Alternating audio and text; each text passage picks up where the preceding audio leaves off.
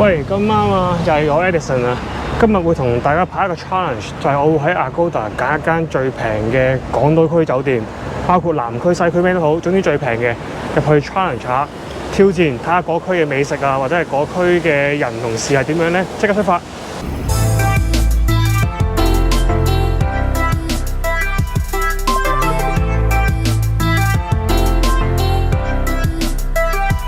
嚟到呢個香港仔位置啦，咁我哋今次入住會喺個叫做南牛嘅酒店啦。咁嘅價錢方面咧係講緊300蚊多少少。轉角去睇埋先，呢度都比較舊啲喎，工業區多啦。可能對於我嚟講就基本上極少嚟南區呢邊，因為咧即係我係住港島東嘅，咁其實咧基本上我可能去粉嶺嗰啲或者大西北、大西東、打東，即係嗰啲位置會仲多啲嘅。香港仔身後邊嘅南牛啦，呢個咧就係我今日要挑戰嘅住嘅酒店嚟嘅。咁咧我喺Agoda度 book 咧就用咗佢最平嘅房型咧係大概306蚊到啦。咁因為306蚊咧連張台都冇，咁我夜晚咧要個帶埋電腦嚟嘅，因為要剪片嘅，所以咧我起碼要有張台仔、有張凳仔先搞得掂，所以就加多幾廿蚊，即係 around 300，你當350蚊左右啦。咁就 book 咗一間房嘅。咁我而家去睇下咩先，咁可以OK 喎，睇下夜晚落嚟超一超得喎。好，咁我咧終於 check in 咗啦。咁觀就唔算靚噶啦，講真，全部都係呢啲。咁啊，食一蝦門先。好。旅行都要嚟個 room tour 先嘅，入去 OK 廁所。好，今日就係我嘅工作室啦，其實都唔差喎。如果呢個價錢嚟講 OK， 有海景添喎。雖然嗰陣官網寫就話有部分海景啦，但係都我覺得真係算係咁啦。呢張所謂雙人床嚟㗎啦，咁啊 OK 嘅。即係本身如果我唔係 book最平嗰隻應該係連呢張台都冇啊！啱 settle 咗一陣之後咧，咁其實我覺得都 OK 喎，真係覺得呢間房即係呢個酒店嘅房型，即係始終都係300零蚊呢個價錢。咁我就啱啱 search 咗咧呢個 IT 大神啦，咁我就咁打呢個香港仔美食咧，咁啊好多有啲出咗都係啲艇仔粉。呢個時候 iPhone 充緊電，電腦充緊電嘅時候咧。咁我就即刻 search 下呢個香港仔有啲咩美食同埋有啲咩好去處先。呢個就200間，限聚寬鬆，話咩啊？講咩啊？呢個一口西多，絕跡位，咩廣告呢啲？算啦，好似幫新亞旗下廣告咁樣。好啦 ，anyway， 陣間再同大家出去睇下有啲咩尋尋覓覓有咩食啦。不過好彩冇落雨啫，唔係真係搞唔掂。好，陣間見，拜。而家終於嚟到呢個一人之旅啊！真正嘅一人之旅，好少會喺香港拍片嘅，真心。因為啱啱都講到啦，香港大家耳熟能詳，可能或者附近啲嘢都成日都見到，都未必會專登去拍片紀念。反而去旅行就唔同，旅行你時間有限啦。見嘢未見過啦，所以大家可能就因為成日都存在喺隔離，就冇乜點珍惜呢樣嘢。咁啊懶有情懷咁拍一個 vlog 咁樣啦，其實都滿足下自己心靈嘅啫。即係呢個田灣呢邊咧，真係冇乜嘢食喎，大鑊。跟住我而家咧就 search 咗啲人咧，就問過少少朋友咧，佢話過翻去呢個鴨脷洲嗰邊會比較多啲嘢食嘅。咁我而家就去翻鴨脷洲呢邊啦。呢度過去咧，原來要搭嗰架要搭巴士或者要搭嗰個渡輪咯。咁我就如果嚟體驗下，咁就搭渡輪啦。咁搭巴士就有得搭嘅。咧就去翻呢個嗰個叫做咩香港仔碼頭。死啊！原來真係大鄉里，住咗香港咁耐，哇！滴水添要住香港咁耐都唔係好熟呢度啲地方。去咗啲南丫島喎。嘅難得有一日假可以試下做啲平時唔會做嘅嘢咯。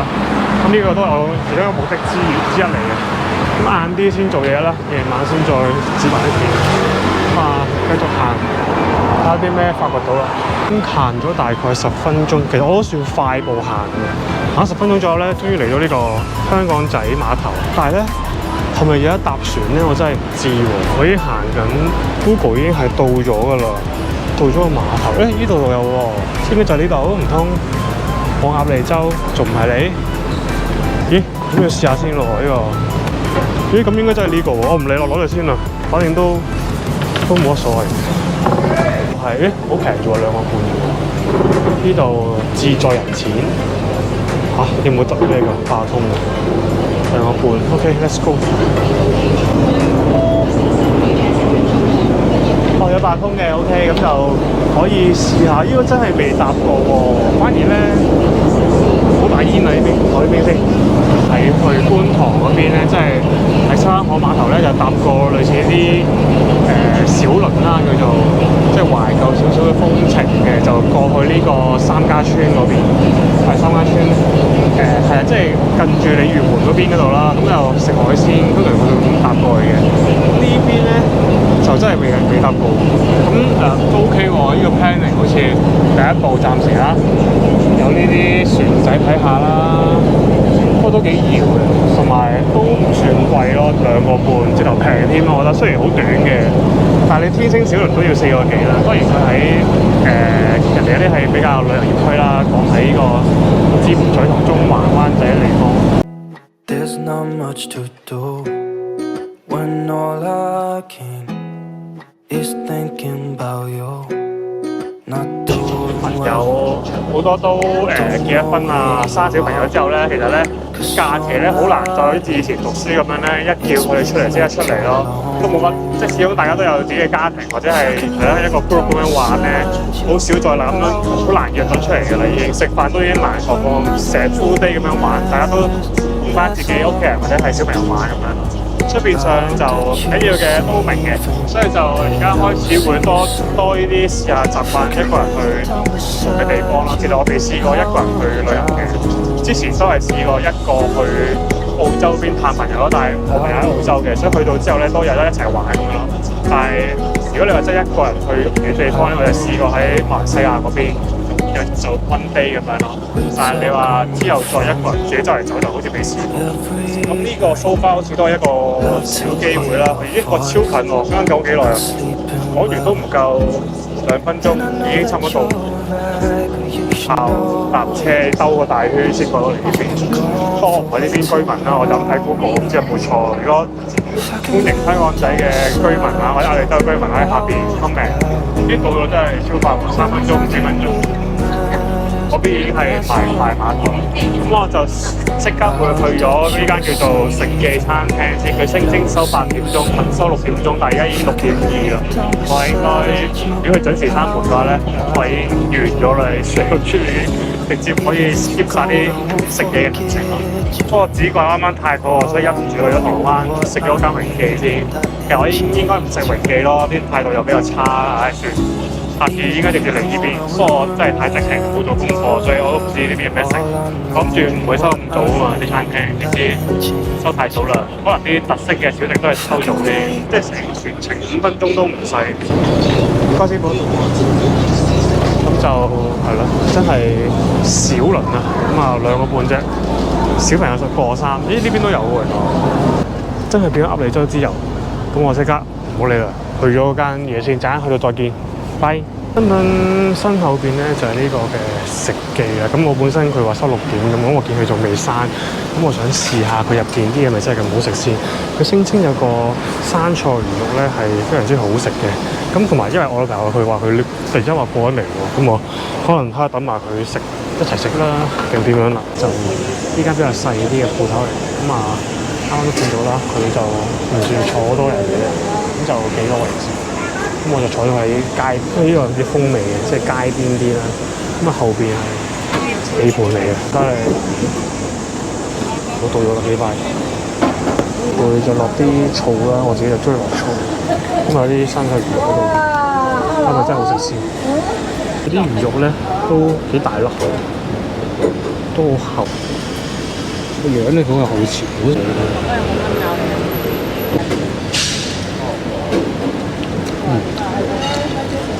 當然加醋嘅次係唔會差，因為本身自己都好中意食醋嘅，咁啊所以加個醋嘅食好似都唔錯。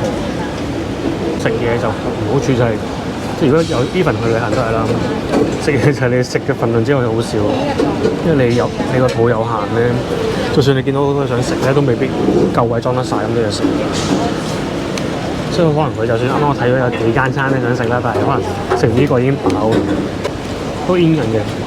佢都有啲軟味，不過就應該係我諗啲麵粉嘅質量會偏多咯，即係可能佢比例係麵粉多過魚肉，呢個就唔一定啦。不過就可能太耐冇食呢啲嘢，都覺得唔差喎。不過而家方便咗，而家有利東站咧，地鐵站可以過嚟就近啲，零鐘啦，6點半都有唔少嘅客喺呢度，咁啊應該都係小本生意嘅。見到老闆同老闆娘都係得兩個人，就得兩個人咯。咁就街坊生意。好，咁食完呢間之後，睇下使唔使落其他啦？定係可能已經閂咗啦？如果閂咗，就靠聽日啦，唯有。多咗個團友翻嚟啦，就係朋友1號。朋友1號，個朋友你翻嚟啦，係啦。咁啊攞咗好多嘢啦。咁啱啱我哋食完嗰間嘢咧。OK， 我覺得不錯。咁我本身再去殺落去下邊。拜拜，聽日先過嚟咯。去咗半個閘口。半個閘口呢個。應該就，不過呢啲可能士多鋪真係比較早收嘅。因為呢邊可能個社區都同即係市區好唔同，好多都已經係6點零鐘已經好多都已經係咁樣嘅情況。咁啊，靜到都住著應該幾舒服嘅。咁我再去下一個應該叫做咩咧？叫做陳新記。咁我睇下先，行1分鐘，聲稱又已經打烊，行翻轉頭喎，又要。咁如果呢個都冇嘅話咧，就要睇下夜晚有啲咩食啦。因為而家我哋本身諗住翻酒店先嘅，但係如果翻酒店我哋係我哋搭翻架船過去咯。雖然2個半好平，但係搭船之後落碼頭再行一段路，行10分鐘到嘅先翻到去。所以啱啱都有提到嗰個酒店地方係可能平有原因嘅，因為佢個地方係比較棘啲啦。咁所以好靜啊！如果呢啲樓價幾錢啊？睇下先，203哦，都即係啱啱都係佢呢邊過嚟啫嘛，喺呢邊過嚟係咯，咁方便啲嘅。咁如果同我想象中一樣，已經收咗皮啦。咁啊，本身諗住嚟食陳新記嗰個多士嘅，咁啊好多人都推介，咁啊唯有聽日再嚟啦。轉眼間而家已經差唔多8點鐘啦，因為咧我發覺我哋揾唔到好多夜晚喺呢個鴨脷洲有咩食啦，所以咧最尾我哋去咗大排檔，即係喺嗰個陳新記食西多士隔離嗰個同一個樓層。咁見到呢邊其實好多人。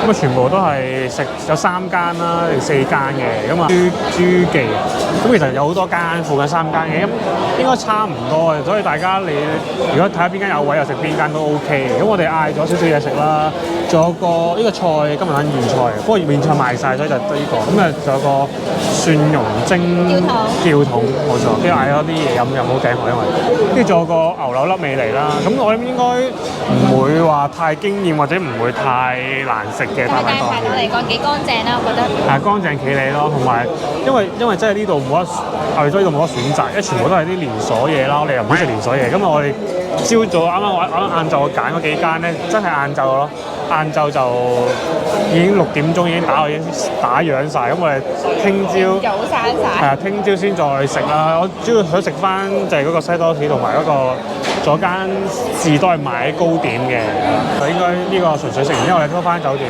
我就會繼續做剪片嗰啲工作啦，係啦，咁就晏啲再分享下咯。如果有機會，我見佢有個 lobby 咧，應該可以做嘢都幾方便嘅。咁睇下晏啲睇下翻去睇下點先。好，就係咁，拜拜。翻去呢個位咧，就去翻香港仔嗰邊，哇，起晒霧喎，真係。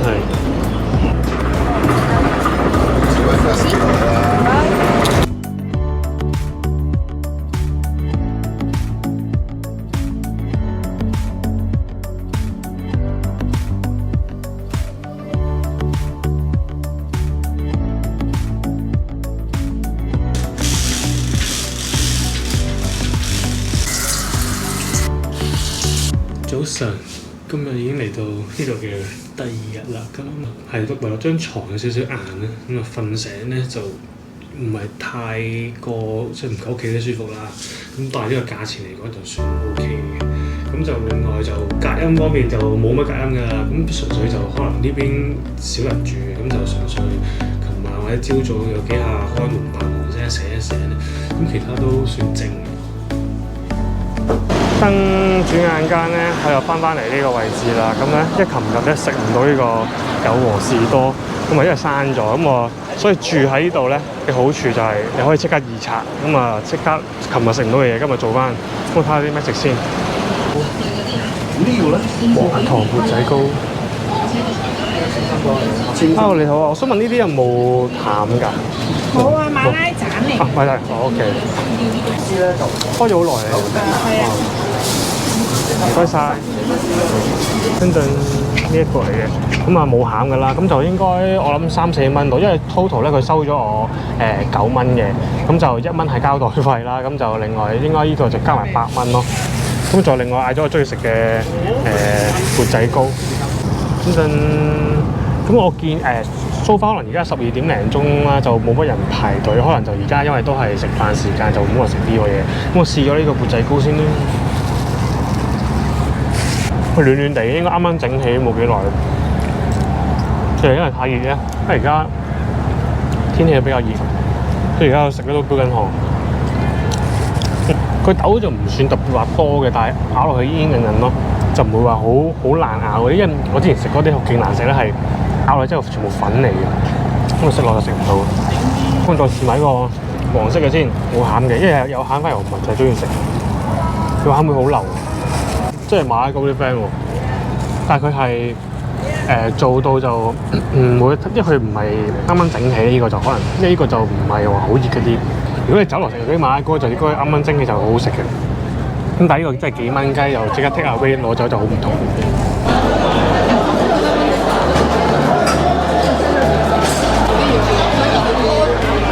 係，我又嚟到呢個熟食市場嘅中心啦。咁今次咧，我又食呢個陳新記嘅，咁即係呢一個點段。咁啊，琴日諗住嚟食啦，但係已經收咗檔啦。咁我應該有時間限制，我應該係4點半休息嘅。咁啊，夜晚又輪到琴日食嗰間朱記接手啦，因為佢個 area 都係咁多嘅啫。咁當然啦，嚟到呢度佢又必食係呢個嚟㗎啦。哇，已經到咗兩個。跟住就呢個西多士，佢而家咧仲搞埋啲花神整嗰啲嘢喺度啦。跟住就我就嗌咗一杯奶茶紅豆冰嘅，咁啊啱啱飲過一啖都正常常，佢起碼唔會好甜，因為我本身驚係紅豆冰再加奶茶勁甜啦，但係佢又可能佢本身奶茶冇落糖，所以就還好啦。不過另外仲嗌咗呢個撈麵，純粹見佢咧幾好食咁樣。佢呢個咧係有個星星秘製醬撈麵啦，咁我逐樣試下先。哇，滴嗰度先，因為新鮮整咧就好熱啊，所以就幾好食。驚喜就唔算大個，同普通出邊茶記食嘅西多差唔多，但係佢因為夠新鮮咧，所以就熱辣辣就好好食。可能有啲出邊整定，我有啲就麻麻地啦。啱啱見到人食呢個撈麵咧，好似幾正。本身諗住試呢個西多士加啲魚蛋就算，一見到呢個撈麵嗰度好正。睇住，咁啊，佢聲稱呢度咧個牛腩咧就係單餸40。咁啊，如果你轉呢個撈麵就加咗9蚊咁樣咯。咁其實佢本身都係貨你食湯麵嗰啲嘅。咁你如果係想食撈麵嘅，就可以試下呢度都得。啲汁係望落幾正，試下個麵先。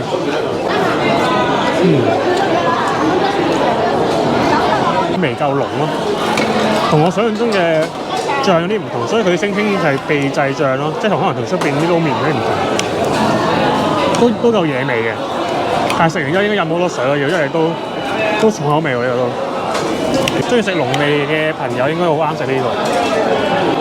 試埋個牛筋先，佢夠腍合格啦。